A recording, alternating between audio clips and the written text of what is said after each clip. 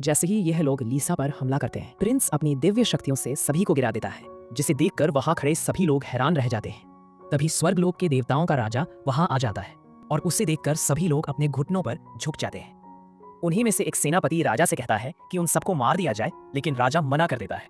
अचानक राजा का व्यवहार बदल जाता है और वह हमला कर देता है। तभी एक सिपाही बीच में आकर उसे रोकता है और कहता है, तुम एक घटिया राजा हो, तुम्हारे अंदर जरा भी दया नहीं है। वह बोल ही रहा होता है कि एक टकला आदमी उसे मार देता है, जिससे वह जमीन पर गिर जाता है।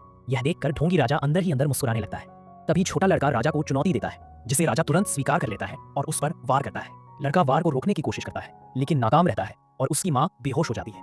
फिर प्रिंस की आंखों से आंसू छलक पड़ते हैं। वह अपनी माँ को बचाने के लिए अपनी दिव्य शक्तियों का उपयोग करता है और उसे सुरक्षित स्थान पर ले आता है। लड़की की माँ यह सब देखकर रोने लगती है।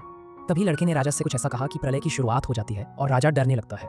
उसका सेनापति राजा को और भड़काने लगता है, जिससे राजा गुस्से में आकर बिना सोचे समझे हमला करते हैं। लड़का अपनी दिव्य शक्तियों से बचाव करने की कोशिश करता है, लेकिन राजा के सामने टिक नहीं पाता और वे जमीन पर गिर जाते हैं। लड़का धीरे धीरे अपनी माँ के पास जाता है और उसे उठाने की कोशिश करता है, लेकिन उसकी माँ उसका साथ छोड़ देती है। फिर लड़का इतनी जोर से चिल्लाता है कि उसकी आवाज स्वर्गलोक को हिला देती है। यह सुनते ही उसके पिता पृथ्वीलोक आ जाते हैं और सबसे पहले सभी दुश्मनों को मार गिराते हैं। फिर लड़की को बचा लेता है। उसके बाद बूढ़ा आदमी माफी मांगने लगता है